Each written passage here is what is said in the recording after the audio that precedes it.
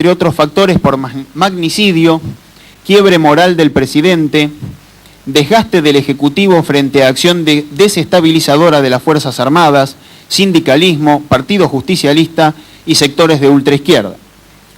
B. Conflicto o sublevación militar de carácter parcial que se descontrole. Puede ser producido por sectores del ala nacionalista de las Fuerzas Armadas y que por la reacción de algún otro sector del gobierno u otro elemento, se convierta en otra crisis como la anterior. C. Enfrentamiento entre los sectores liberales y nacionalistas del ejército, de carácter violento. D. Conflicto o sublevación militar planificada de carácter general, golpe. Puede ser el paso siguiente de un magnicidio. E. Atentados terroristas selectivos, con muertos, masacre, San Bartolomé. F. Operación Tapir, iniciativa por parte nuestra, textual.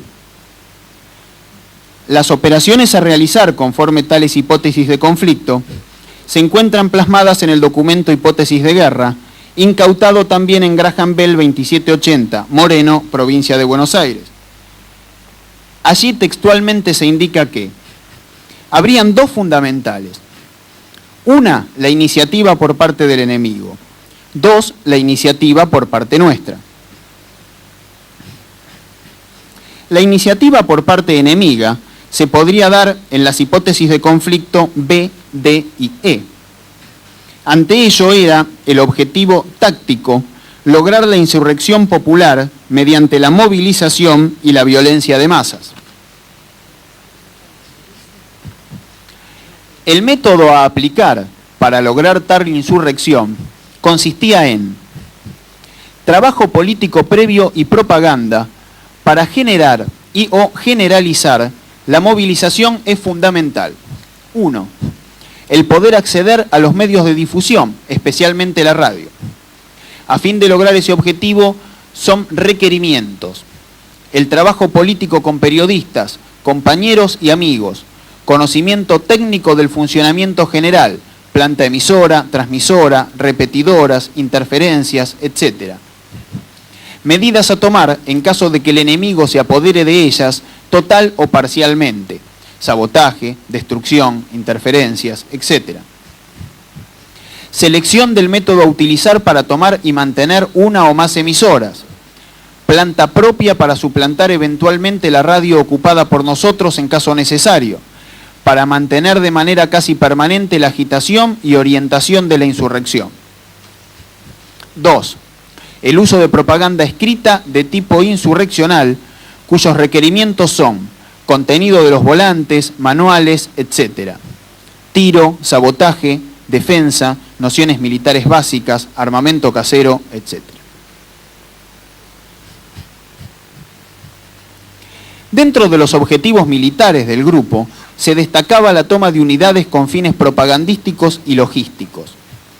Las unidades cuyo asalto se había planificado eran Regimiento 3, Infantería Mecanizada, La Tablada. Allí tiene asiento también el Escuadrón 1, Exploración Caballería Blindada, con el antecedente de movilización de masas hacia esta unidad durante la crisis de Semana Santa y el trabajo político nuestro que existe en tal zona.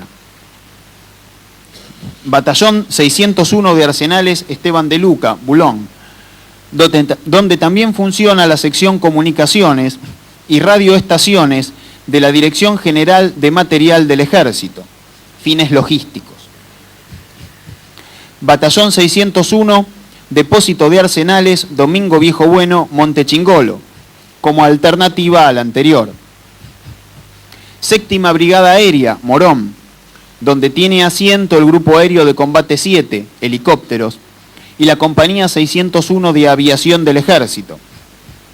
Se tratará de inutilizar o neutralizar los medios aéreos de apoyo táctico, helicópteros, del enemigo.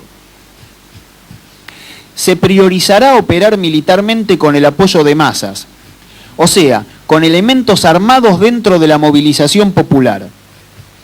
Se tiene en cuenta también la utilización de pequeños grupos especiales para operaciones comando.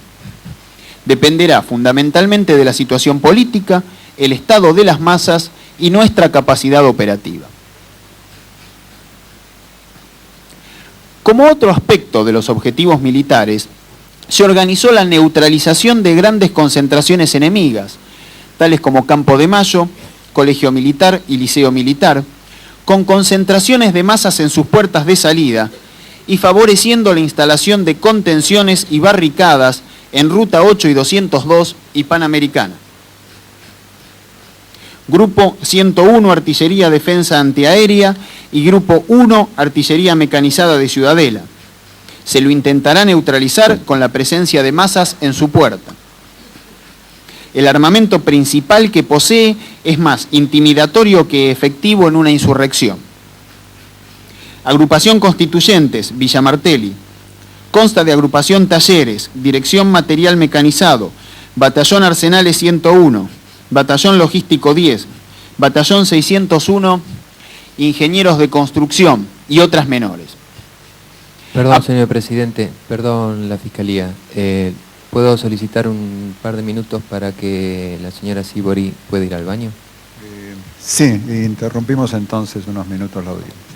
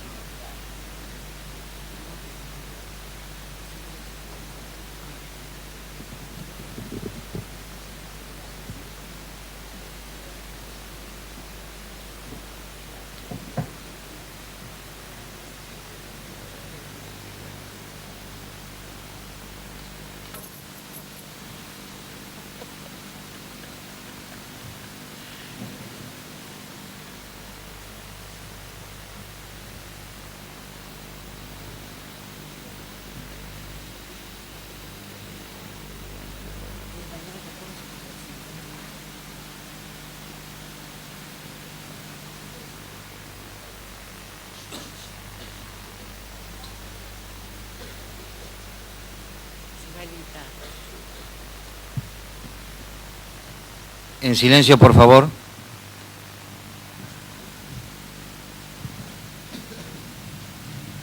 Bueno, continúa la audiencia entonces. Puede proseguir, señor fiscal.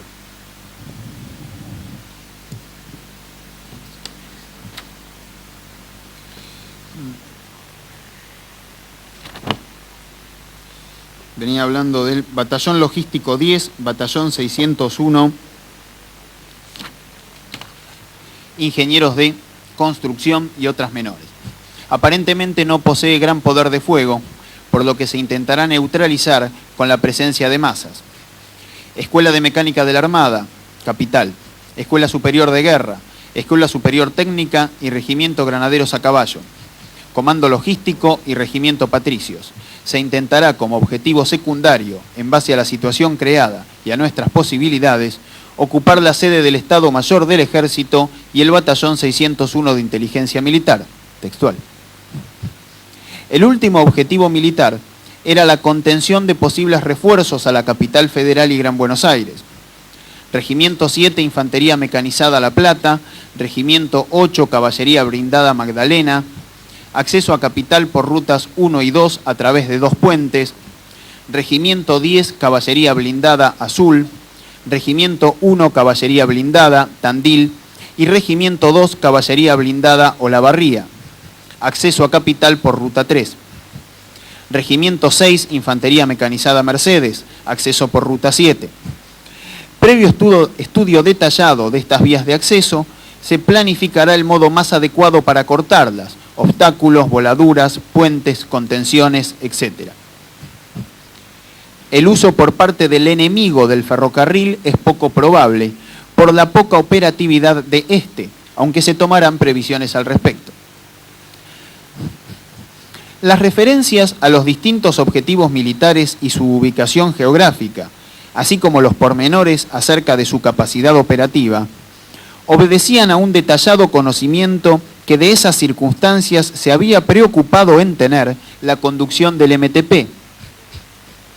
Como prueba de ello, pueden recordarse aquí los dichos del testigo José María Serra, Fojas 3448/51 y en la audiencia oral, quien afirmó que la información militar que manejaban era poco común y que incluía cuestiones que no se leen en los diarios, así como también el contenido de los planos incautados en poder de parte del grupo de agitación, compuesto por los condenados Molina, Falduti, Gaviuda Almirón, Burgos y Abella, al momento de ser detenidos. El armamento con que se desarrollarían esas operaciones se dividía en propio, a obtener, recuperado, a través de las unidades tomadas y de la toma de comisarías, armerías, unidades de prefectura marítima, de gendarmería, etc., casero y popular, armas o elementos que la gente pueda tener o fabricar fácilmente. Las comunicaciones para uso interno se realizarían mediante la instalación de una planta transmisora y o el uso de una planta privada, previa ocupación. La recepción táctica se hará mediante el uso de walkie-talkie. El personal encargado de todas esas funciones se encontraría dividido en grupo táctico móvil, con gran poder de fuego, rápido desplazamiento y buenas comunicaciones. Grupos de asalto, compuesto por compañeros exclusivamente, igual que el anterior, para dirigir y orientar las operaciones. Grupo de propaganda general, encargado de los medios masivos, propaganda revolucionaria, etc. Oficiales, para dirigir la insurrección. Las contenciones, las tomas de pequeñas unidades militares, policiales, etc. Como complemento de las acciones anteriores, se remarcaban operaciones de acción psicológica tendientes a neutralizar, dividir y confundir al enemigo, así como otras, si fuese necesario, para reforzar la decisión de movilización popular. Objetivos estratégicos de servicios e infraestructura, previendo la eventual prolongación del conflicto, convirtiéndose en una guerra a más largo plazo. Los objetivos en orden de prioridad son telecomunicaciones, agua y electricidad, gas, combustibles y transportes. En este punto se prevé también la toma de empresas de transportes para trasladar a la gente a los lugares conflictivos. Inteligencia en las comunicaciones enemigas, mediante la escucha radial de estas. Previsión de la generalización y prolongación de la insurrección, mediante la aplicación de planes similares en distintas provincias. Prueba de la instrumentación de esa inteligencia en las comunicaciones enemigas, puede citarse el peritaje glosado a Fojas 322/3 del incidente de actuaciones complementarias, conforme al cual uno de los transmisores de los atacantes tenía grabada en el canal 9 de su memoria la frecuencia 154.670 MHz perteneciente al Comando Radioeléctrico de la Policía Federal. Finalmente, dentro de este esquema de la iniciativa por parte del enemigo, se analizaban, como posibles variantes de lo programado, algunas otras medidas. De entre ellas cabe señalar la conveniencia y el momento de aparecer como resistencia al golpe, como guerrilla u otra forma de lucha militar en el caso de no poder desarrollarse la movilización e insurrección, la posibilidad de que se lance la insurrección y fracase, prever una retaguardia para retirarse y pasar a la lucha de resistencia, el caso en que no se dé un enfrentamiento entre liberales y nacionalistas en las Fuerzas Armadas, pasar a la ofensiva, aprovechando la crisis existente. Preparar un plan de emergencia para preservar a los cuadros legales en una situación de crisis concreta e inminente, u otro plan de sacar a compañeros y políticos del campo popular al exterior para desarrollar una campaña de esclarecimiento y apoyo a la lucha de nuestro pueblo. En cuanto a la iniciativa por parte nuestra, se sostuvo: se pondrá en marcha tan pronto existan condiciones objetivas y subjetivas para hacerlo, en sus diferentes variantes. Este caso sería el ideal, ya que contaríamos con el factor sorpresa, y teniendo la iniciativa, se lograría disminuir la pérdida de compañeros y acortar la duración de la guerra. Para implementación de alguna de estas variantes, se tendrá en cuenta el posible estado anímico de las masas, las posibilidades de movilización, la reacción posible del gobierno y la UCR, el nivel de tensión existente, etcétera, como para operar en momento justo y correcto, ni antes ni después.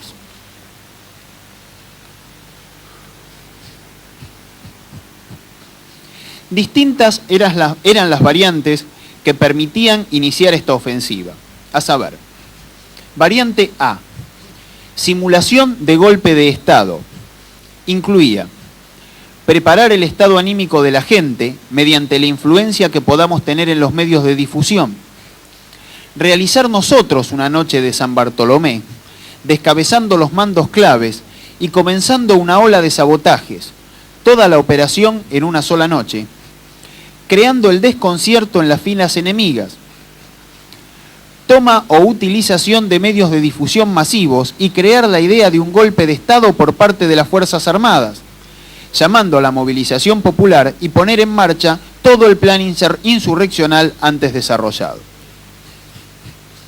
Se pondrá especial énfasis en las operaciones psicológicas. Ejemplo, transmitir la rendición de unidades militares ante la invasión de la gente al interior de estas, el pase de unidades al lado del pueblo, fomentar el desánimo y la baja moral en las filas enemigas, etc. Variante B. Promover el enfrentamiento entre las dos facciones militares, ya sea mediante atentados y eliminación de figuras destacadas de uno y otro sector, haciéndolo pasar como que fuera realizado por el bando contrario, u otra forma apropiada. El objetivo sería debilitar al máximo al enemigo, para así pasar a la insurrección, ya sea movilizada por la crisis militar o creando condiciones psicológicas de un golpe ficticio, supuesto asesinato de Alfonsín, etc. Variante C. Provocar un golpe de Estado real. Esto sería en el caso que existan condiciones que garanticen una respuesta popular. Esto se podría lograr enfrentando a las dos partes enemigas, atentados selectivos bajo tercera bandera, etc., junto a una importante campaña de propaganda y desinformación.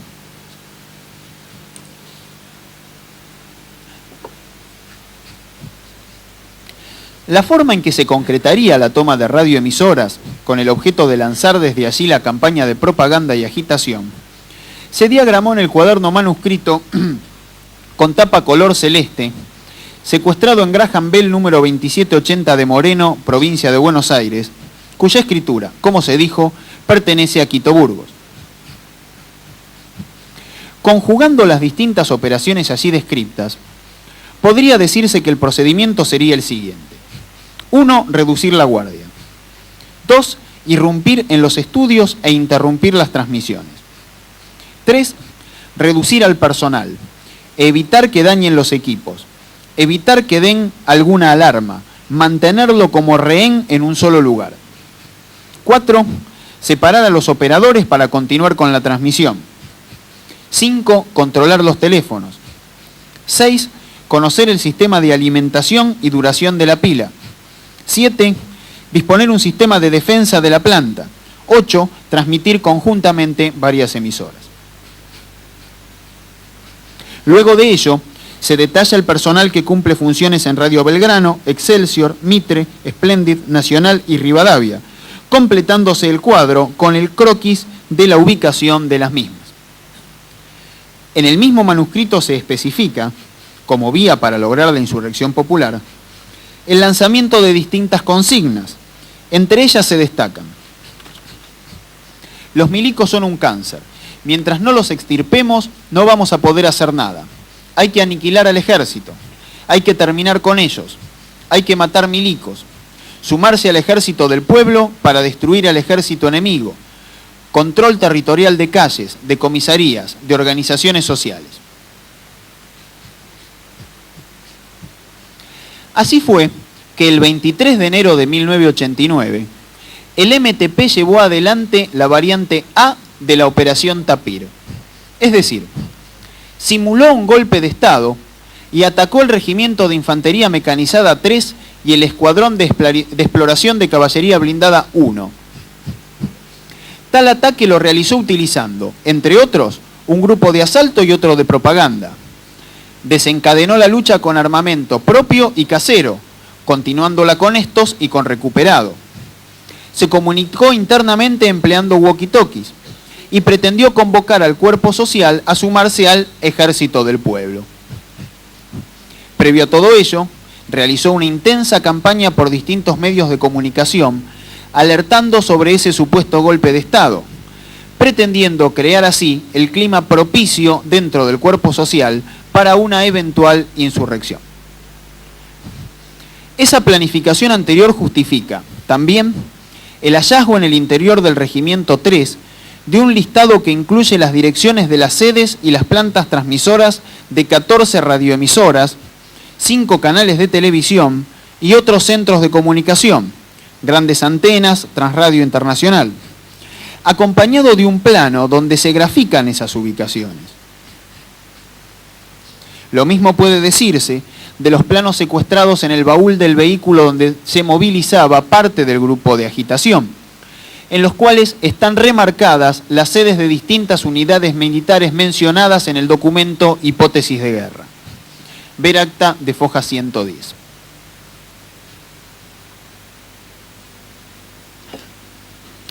(2.7) Del doble discurso. Quien está dispuesto a usurpar el poder legítimo a través de una revolución necesita el apoyo de distintos sectores populares que le permitan, en muchos casos de buena fe, conseguir su propósito. La dirigencia del movimiento Todos por la Patria manejaba este concepto y fue este el que le marcó la necesidad de originar un doble discurso, de modo de aparecer ante la sociedad con una línea política y una metodología tan cautivante para determinados sectores cuanto distinta era de los reales objetivos. Una agrupación que pretenda cometer un sinnúmero de delitos que los lleven a arrebatarle el poder a quienes han sido elegidos por el soberano conforme los dictados de la Constitución Nacional, no podrá, obviamente, mostrarse ante el cuerpo social sincerando su discurso, porque hacerlo importaría automáticamente autodestruirse. Por ello el MTP poseía un discurso real, que ya se puso de manifiesto tanto en los escritos de acusación como en las sentencias de Vuestra Excelencia, y otro con apariencia de legal, cuyo significado auténtico, a la luz del discurso real, distaba mucho de lo que se puede inferir de una desprevenida lectura de sus publicaciones. Será útil reseñar algunas de estas expresiones aparentemente legales para comprender la forma como actuaba públicamente el movimiento y de qué manera ello estaba subordinado a la planificación trazada. De la revolución. En el cuaderno Entre Todos número 1, la Mesa Nacional formula un cuadro de situación donde lo más destacable resulta la existencia de un vacío de poder, que era aprovechado por el general Caridi, Aldo Rico y los sectores fascistas de la sociedad, a lo que se sumaba la existencia de una profunda crisis socioeconómica. Todo ello ponía al país al borde de un golpe de Estado. El artículo termina señalando que la conclusión inevitable de todo esto es que Alfonsín significó el intento más serio y prometedor que existió en la Argentina y ha fracasado rotundamente. El resto de los partidos políticos tampoco ofrece una salida mejor. En este contexto, el pueblo se debate entre las amenazas de golpe de Estado y una democracia cada vez más frágil. Como están presentadas las actuales condiciones, cualquier medida popular, realmente popular, se convierte en revolucionaria. Y no hablemos de una revolución socialista. Simplemente tomar una de las medidas antes mencionadas. Construir una democracia nacional y popular es en nuestro país hacer la revolución. Hoy está más claro que nunca que estas transformaciones tan necesarias para nuestra patria y nuestro pueblo no las van a impulsar o llevar adelante las cúpulas de los partidos tradicionales, sino los que amen profundamente a su patria, entre los cuales tenemos una gran responsabilidad los militantes del movimiento. Textual. En el mismo ejemplar sostenía Juan Antonio Puig-Jané: es evidente que esta forma de ordenar la sociedad, este sistema, es malo, deshonesto, injusto, inmoral. No va más. Tenemos que cambiarlo profundamente. Y esto se llama hacer una revolución. La palabra asusta a muchos. Vivimos tantas revoluciones, eran solo golpes de Estado. Y se nos hizo creer que la revolución es necesariamente violencia, sangre, muerte. No es así. Una revolución es verdadera cuando la hacemos entre todos, cuando la hace el pueblo. Sin esta revolución iremos cada día peor. Por eso la queremos. En el número siguiente de la revista, Puig-Jané insiste escribiendo: te había invitado, si te interesa en serio un cambio profundo, la revolución, a que trabajáramos juntos vos y yo. Nadie podrá negar el legítimo atractivo que estas afirmaciones tienen para sectores políticos de izquierda. Pero nadie podrá dudar tampoco, a esta altura, que el concepto de revolución que el movimiento Todos por la Patria realmente desarrollaba no tiene nada en común con el que publicaba. 272 de la movilización.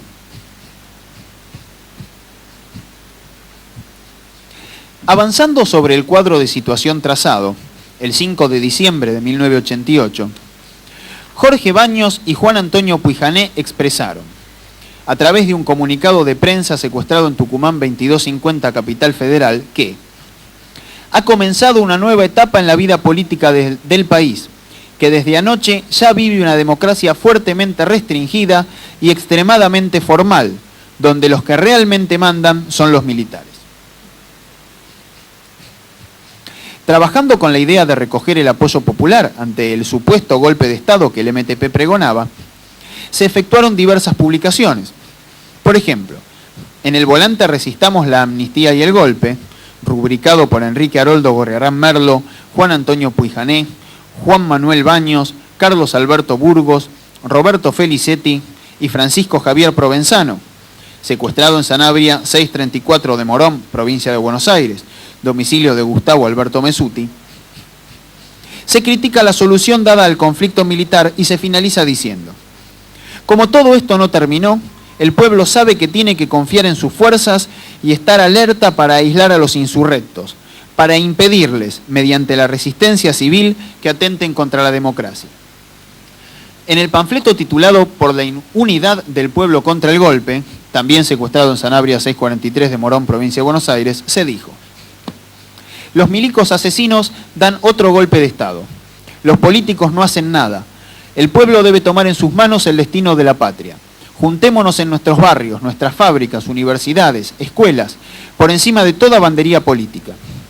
Ganemos la calle contra los milicos golpistas. Transformemos nuestra bronca en lucha y resistamos la prepotencia militar con todas las formas de lucha. Solo el pueblo salvará al pueblo. El 29 de diciembre de 1988, por vía de un comunicado de prensa, Roberto Felicetti y Juan Antonio Puig-Jané señalaron, a raíz de un atentado contra un local del Partido Comunista, que los fanáticos del terrorismo de Estado están preparando un nuevo golpe ante la pasividad de un gobierno que los alienta con su política de hambre y concesiones y de los políticos tradicionales que no se animan a enfrentarlos en serio. Frente a este panorama, dicen Puig-Jané y Felicetti, el pueblo debe estar alerta para movilizarse con decisión y valentía. y organizar la resistencia civil para sacudirse de una vez esta lacra golpista. Confrontar secuestro en Tucumán 2250, Capital Federal. El volante encabezado Felices Fiestas, secuestrado en el interior del automóvil de Dora Molina, se pregunta qué es lo que se puede festejar en un país donde nadie gobierna ni controla nada, donde los políticos se parecen cada vez más entre sí, y lo único que se disputan es la administración de la crisis, donde los militares avanzan con prepotencia para alcanzar el poder. La situación actual es de tal gravedad que en cualquier momento, inclusive en pleno brindis, los milicos pueden volver a sublevarse. Como esto no terminó, el pueblo debe confiar en sus propias fuerzas, mantenerse alerta y organizar la resistencia, poner fin de una vez y para siempre a la prepotencia militar. En estas fiestas hay poco para festejar. Solo cuando el pueblo sea gobierno podremos decir felices fiestas. Ni golpe, ni miseria, ni corrupción. El pueblo, este pueblo argentino, merece la victoria.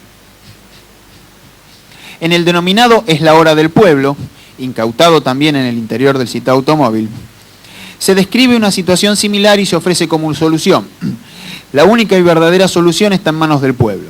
Llamamos a los obreros, comerciantes, amas de casa, estudiantes, empleados, profesionales, campesinos, al pueblo en general a terminar con esta situación desesperante, rodeando los cuarteles en caso de sublevación militar y organizándonos para tomar el control de la situación desde los barrios, municipios, provincias y gobierno nacional.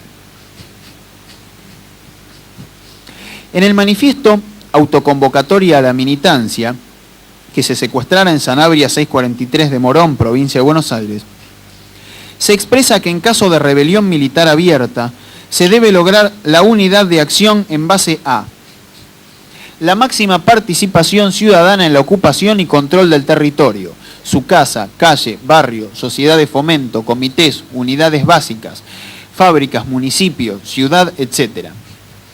Garantizar el control de los medios esenciales, luz, agua, gas, alimentos. De los medios de comunicación, llamando a la movilización activa. Colocar los medios de transporte al servicio de la movilización. Impedir el desplazamiento de los efectivos rebeldes rodeando los cuarteles, que queden aislados y sin medios, y